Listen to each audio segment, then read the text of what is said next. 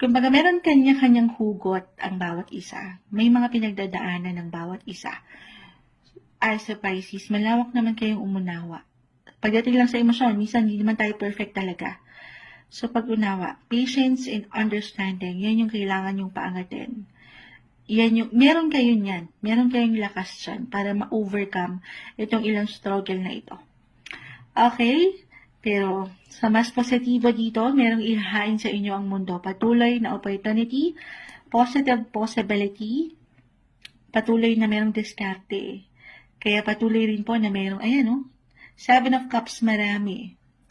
Maraming pwedeng solusyon, pwedeng ihain sa inyo ang universe para sa mas ika-aalwan, ika-comfort, ika-secure ng inyong buhay. Kaya nga pinapaalalahanan na meron kayong kakayanan na